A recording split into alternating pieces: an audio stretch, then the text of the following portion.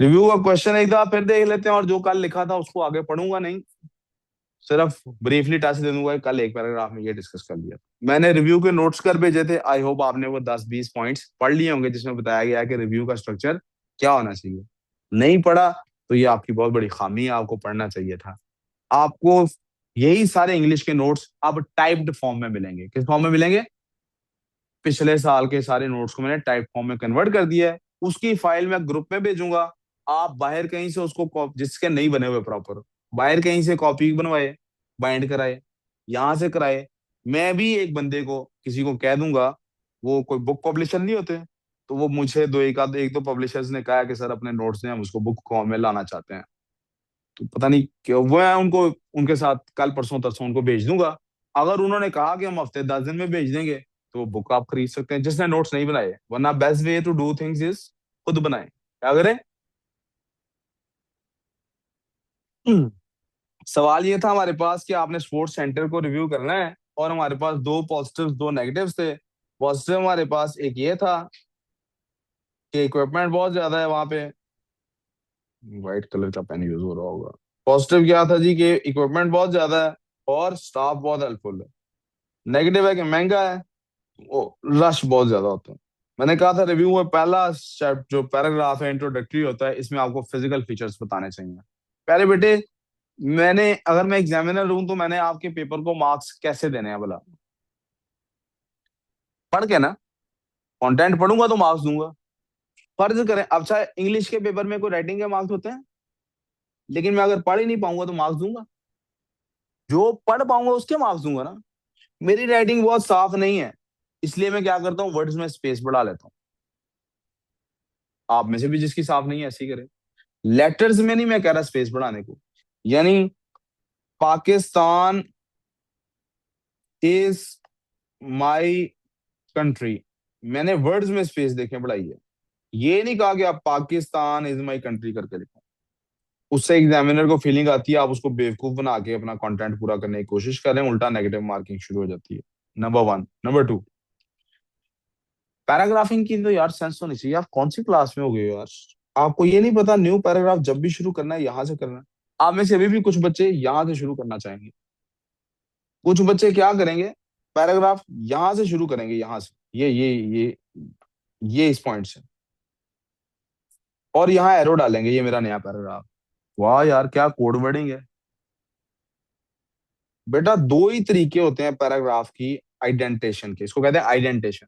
एक तरीका क्या होता है, मैंने देखिए पैराग्राफ यहां से स्टार्ट किया ना, तो मेरा हर पैराग्राफ यहीं से स्टार्ट होना चाहिए, लेकिन लाइन छोड़ के। लेकिन लाइन, तो एक तरीका अगर पैराग्राफ बताने का कि नया पैराग्राफ शुरू हो गया, वो क्या होता है, आप एक लाइन छोड़ते हैं और फिर आप शुरू से लिखते हैं। आपके पेपर में लाइंस की उतनी गुंजाइश होनी ही नहीं है, तो आपने लाइन नहीं छोड़नी। आपने क्या करना है, हर पैराग्राफ बस वन वर्ड स्पेस दे के लिखना शुरू कर देना। वो इस बात की अलामत है कि आपका नया पैराग्राफ शुरू हो गया। ठीक हो गया?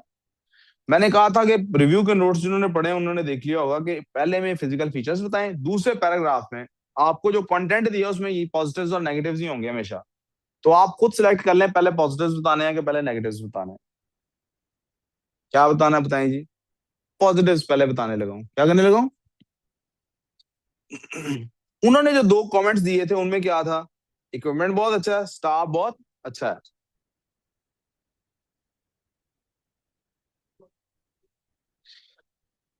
पिछला सेंटेंस कहाँ खत्म हुआ था? 2 acres of,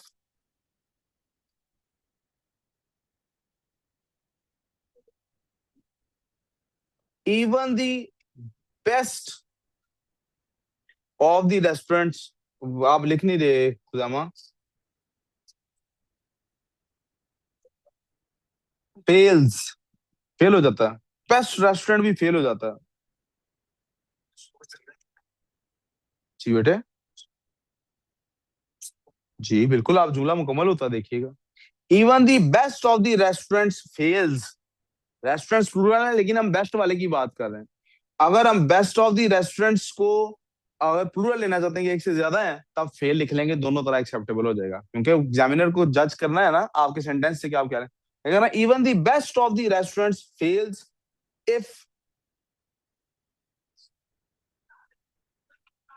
it's waiters are rude.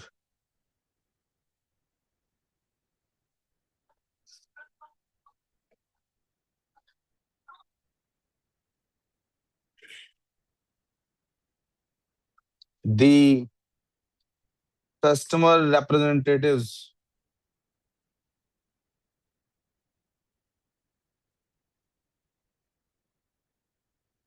the waiters,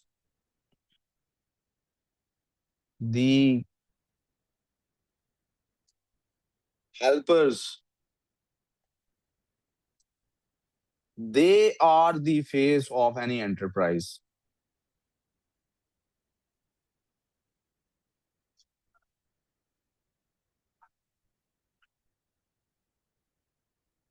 S होता है।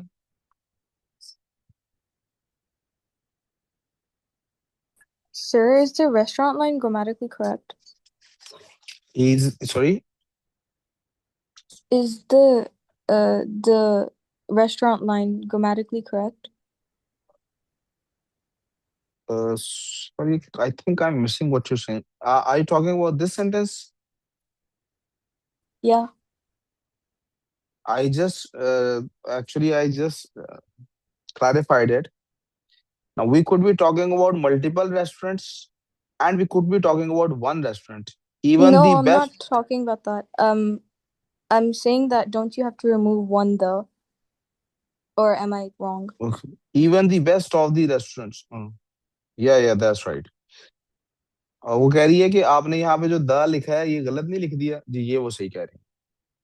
Even the best of restaurants होना चाहिए, ये वो सही कह रही है। The customer representatives, the writers, sorry, the waiters, the helpers, they are the face of any enterprise and they are its backbone.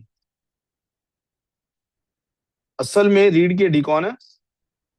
आप में कोई ऐसा स्टूडेंट तो नहीं बैठा हुआ, लेकिन ऐसे स्टूडेंट्स एकेडमी में हैं जरूर, जो मुझसे नहीं पढ़ते लेकिन सर जहांजेब की क्लास में हैं या सर सलमान की क्लास में हैं।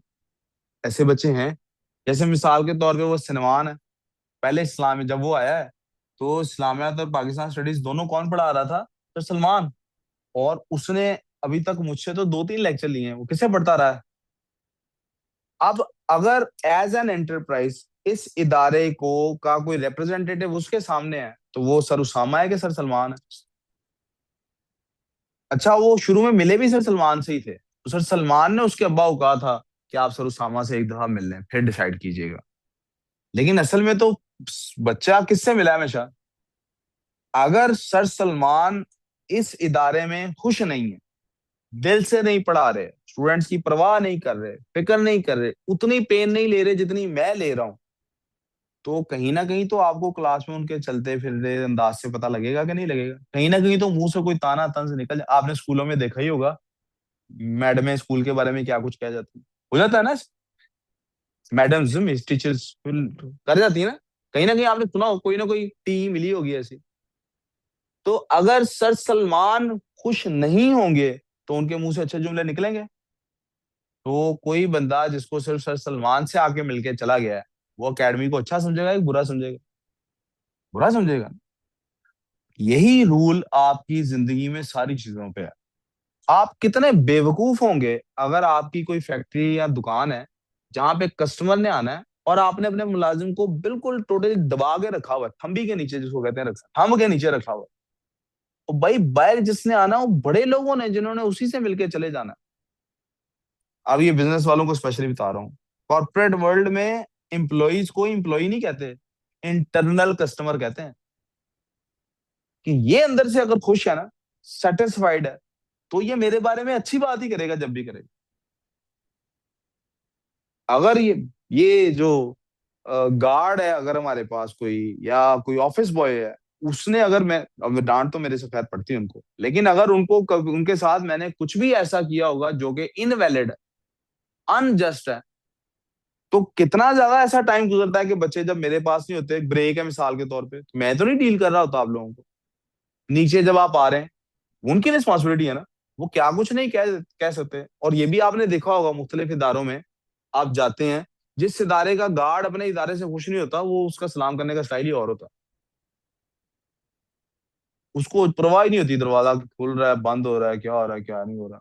उसका ड्राइवर का स्टाइल ही, आप समझ रहे हैं बात को। तो आप इस रिव्यू से ये भी सीख लीजिए, जिंदगी में जो भी बिजनेस करेंगे जो भी जॉब करेंगे, अगर आप अल्लाह और रसूल के वास्ते इंसान को इंसान नहीं समझते, तो कम से कम पैसे के लिए समझ लीजिए। इंसान को इंसान समझेंगे तो आपकी तरक्की है इसमें। और अगर अल्लाह और अल्लाह के रसूल के लिए इंसान को इंसान समझेंगे, बगैर इस बात की परवाह किए कि ये मेरे बारे में अच्छा बोलते हैं बुरा बोलता है, तो दुनिया में बेहतरी हो या ना हो, आखिरत जरूर बेहतर होगी। सही है। मैंने ये सारा कुछ बांधा क्या कह के, स्टाफ हेल्पफुल था ना। स्टाफ क्या था, हेल्पफुल था। मुझे ये पॉइंट उसके इक्विपमेंट से ज्यादा अट्रैक्ट किया, इसलिए मैं इसकी तरफ तवज्जो दे रहा हूँ। और मैंने, आपने देखा रेस्टोरेंट की कहानी से लेके सारी एक तफसील बांध ली।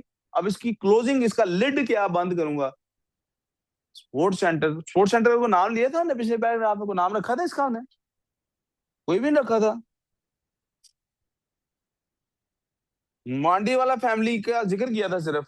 तो मेरा ख्याल है नाम होना चाहिए था, अब इसका नाम मांडी MW ही रख देते हैं, क्योंकि वो मांडी वाला फैमिली का नाम जिक्र किया हुआ है ना, तो MW स्पोर्ट्स सेंटर रख देते हैं। MW sports centre has done a phenomenal job।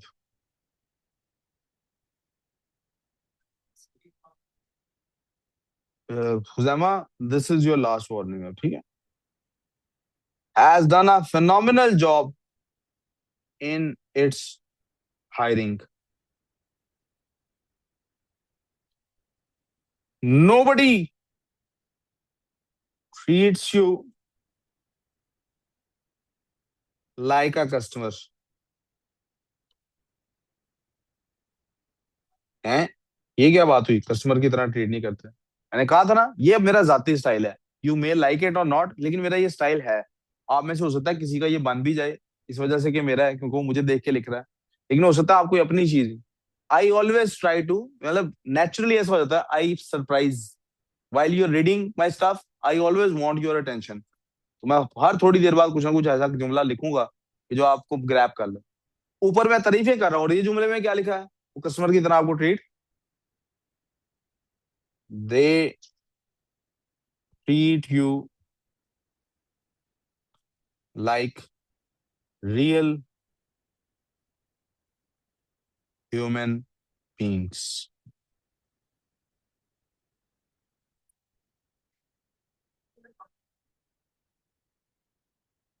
And the equipment,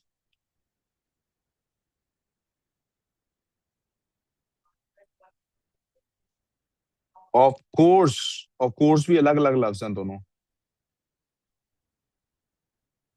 It is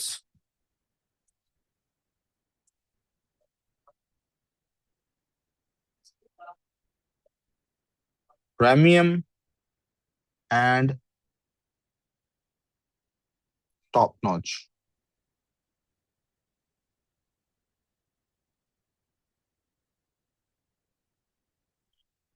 मैं ऑफ भी यहाँ पे लिख सकता था, और फिर यहाँ पे मुझे क्वालिटी वर्ड लिखना पड़ना था, मैंने ऑफ छोड़ के, तो शायद आप में से किसी को समझ ना आए, इसलिए मैं लिख ही देता हूँ, चलें। अब आपने यहाँ बहुत इंपॉर्टेंट बात नोट करनी है। हमने लिखा तो एक ही पैराग्राफ है, लेकिन आई होप मैंने एक पैराग्राफ लिखने में 10 बातें सिखा दी होंगी। यहाँ भी एक बात और बड़ी इंपॉर्टेंट सिखाने की है। प्यारे बेटे, आप में से जिन्होंने भी ये चीजें लिखी है ना, जिन्होंने बहुत अच्छा भी लिखा हुआ था ना, वो लोग भी प्लीज देखिएगा ध्यान से कि आप में से अक्सर जिन्होंने अच्छा भी लिखा था, वो भी क्या कह रहे थे, सम से this and some say that. ऐसे नहीं करना। You are writing a review, मैं आपकी बात सुनने के लिए आया हूँ। आप एडिशन के तौर पे तो किसी की बात ला सकते हैं, लेकिन आपको कभी भी चीजों को जब रेफर करना है, this goes specially for you, आपका तो एक कंपलसरी सवाल है रेफरेंस वाला पहला सवाल, इस तरह करना है। और आपने किसी हद तक इस तरह से किया भी हुआ था, लेकिन फिर वही सम से this and some say that, ये काम नहीं करना। क्या मैंने वो दोनों कमेंट्स फॉलो कर लिए जो फॉर वाले थे? यस। लेकिन क्या आपको लगता है इनको पढ़ के कि मैं अपनी राय दे रहा हूँ, या ये लगता है मैं किसी की राय दे रहा हूँ? Let me repeat, this is a review, this is a review, we are revisiting the whole thing. कि वहां मेरा एक्सपीरियंस कैसा था। उर्दू में लिख रहे हो या अंग्रेजी में, इसको रिव्यू ही रहने देना है। और आपने ऑथेंटिसिटी क्रिएट करने के लिए अगर किसी और का हवाला डालना भी है, अगर किसी और का तस्करा करना भी है, तो वो मैं आपको अगले पैराग्राफ में करके दिखाऊंगा। It has to be very smartly done. ठीक है। जरा क्विकली 1 मिनट देख लूं, मैंने टाइम कब तक का भेजा था क्लास में। अच्छा अच्छा, यहाँ से आगे रेमीडियल की क्लासेस है। ठीक। जी, अगली कुरान की 2 आयत डिस्कस करते हैं और आपकी इंग्लिश की क्लास यहाँ पे कंप्लीट करते हैं।